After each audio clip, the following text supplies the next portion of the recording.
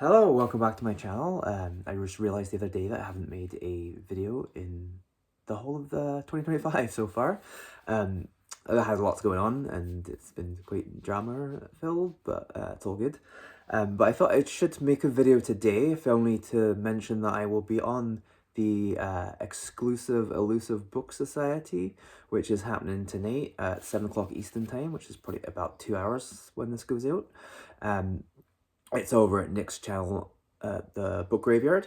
I'll post a link in the comment section below.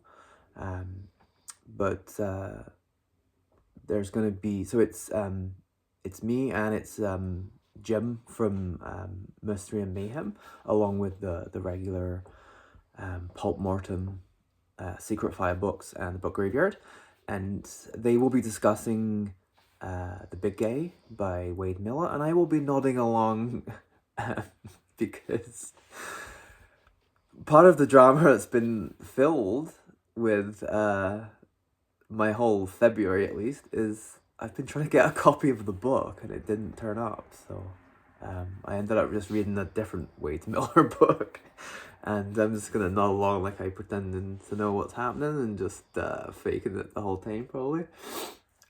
It's been quite the whirlwind, but I have actually bought quite a lot of other books as emotional support.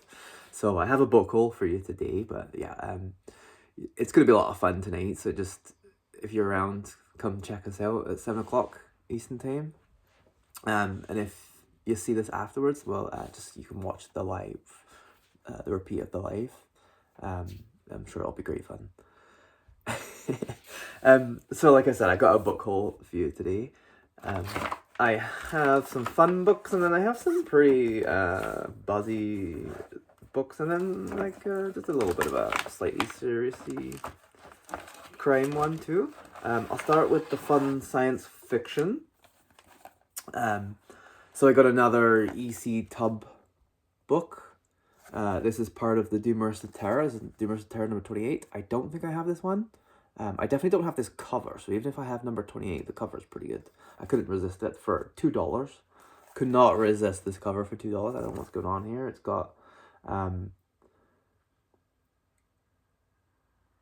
this late 1980s femme fatale dominatrix style lassie going on here with like a lizardy concubine and a bird feather female concubine. I don't know if that's concubine. I don't know if that's a female or just a really jacked up gay.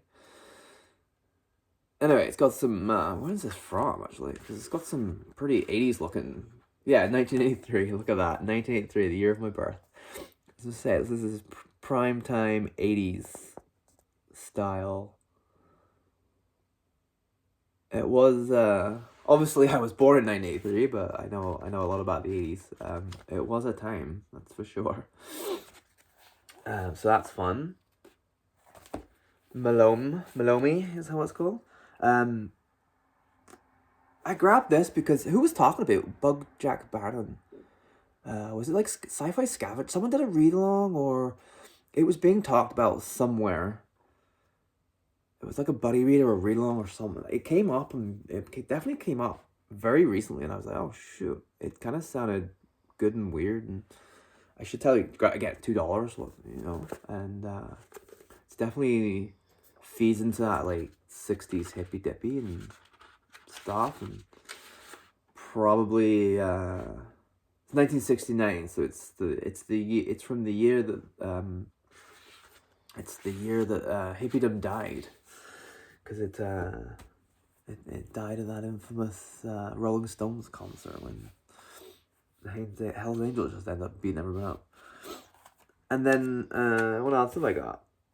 Oh, I got another one. Where is it? I started reading it. I actually started reading it. Oh shoot, I don't think I have it actually to hand. This is bad. I'm always getting out these videos of YouTube. Terrible. Oh, here we go. I found it. So I got The 4-Day Weekend by George H. Smith, purely on Pulp Mortem's recommendation. he loved this book so much that he wanted someone else to read it as emotional support. So I could not resist. If you watch his review, you'll understand. If you watch his review and you know me, you'll understand why I had to grab it. And just because it sounded so amazing and terrible, and I quite like the cover actually. The cover's pretty cool. Priory. I don't really know Priory. They're probably one of those like really. Oh, it's produced in Israel. Yeah, it's probably one of those like kind of second window publishers, or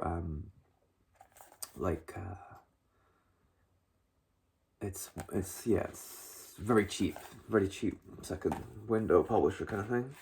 Well, because I loved it so much, I decided to get The Unending Night by George H. Smith too. I don't know what it is about these covers, but I don't know if it's like the brown. They're almost like kind of the same layout and different visuals. I don't know. It's just they're kind of speaking to me there, doing it for me. Again, like $4. $4 for both of them, I think it was, which sounds a little much, but for Canada prices these days, it's pretty good. It's really, really hard to find vintage paperbacks at less than $4 these days, and a lot of them are like $10 and upwards. Sometimes you get lucky at the Salvation Armies and that, and they don't really know what they've got, and they're selling them at like 50 cents or $1 each. But other than that, I find I have to generally buy stuff off the internet if I really want it. But I just tend to, if I can buy an ebook or something for a couple bucks of that, I usually tend to go for that option, really. I'm not like a huge collector, so. And then just on the off chance, I visited a few of my haunts that I know sometimes gets paperbacks just on the crazy coincidence that they would have The Big Gay by Wade Miller, but I thought I'd have a look around and see what they actually did have too. And I got a couple Slocums. These are really bad condition, but like I said, they're really hard to come by these days, at least in my part of Ontario. So I got this one definitely for the cover, but it's one of the early ones, so I wanted an early one. It's a Slocum and the Widow Kate, and that is some cleavage. And these were published by Playboy, so I'm kind of it's falling apart. It's like completely falling apart. I think I gotta tape this all back up. It's kind of bad tape job going on. I think I gotta tape it up from the inside too. I might get the hockey tape again, and it was pretty good. Shin Guard hockey tape was actually a really, really good bookbinder. The last time I did some repairs, but I literally just bought this to read it. So it's fine. So they're produced by Playboy, so I'm hoping that they're going to be like the talent might be slightly better than some of these. Playboy kind of did take a little bit of pride in their fiction. And another one, Slocum Slaughter. This is in better condition. Weirdly, this is in much better condition, but was only $2, where the really shitty one was $2.50. So I mean, this is great. And the most annoying thing about these is the early ones are not numbered. So I had to do a quick Google on Fantastic Fiction to get the order. So yeah, no, this is like number 4 or 5 or something. No numbering. It just says now at Weston. I guess they had to put that in just in case people got surprised. No numbering at all. And this one, finally they started putting the numbers on. So this is number 24. But it's like, I don't think they started numbering until like the 20s. It's so annoying. But I don't think you have to really read them in any kind of order, to be honest. Obviously, I try to get an earlier one just to see how it progresses, because usually by 20+ plus, it's starting to get into a bit of a formula and a bit of a roll and stuff. So sometimes the earlier ones can be a little bit more chaotic when they're just kind of trying to figure it out what they want out of the series. So they're can be interesting to see the progression. So I do try to get a few early ones, but I don't care about reading them in order and that. Then they were just designed to come out and be pretty much standalones. As usual, the noise is my dogs. That's Boy just shaking his tail feathers there. It's close to their nighttime walk and dinner, so they're getting a little restless. I got the other one right behind me here. I don't know if I can. I'm very precariously set up, so I don't think I can move the computer. He might get up in a minute though. And then what else? And then I got a few good finds from the Salmart, which is like, I think they do $1 or $1.50 each. For their books now, but it's possibly even no, it wasn't. Sorry, it wasn't Salmart. It was Thrifties down in just outside Brockville, if you know this area. It's church based though, so it's very similar to Salmart but independent. I think this is $1.50, but I think did they have a sale on or something? It was a great, very cheap though. These were pretty new books. So I got Hotline by Dimitri Nasrallah. This was Giller Prize nominated. This is the long list edition. I think it got shortlisted possibly. It sounded really good though.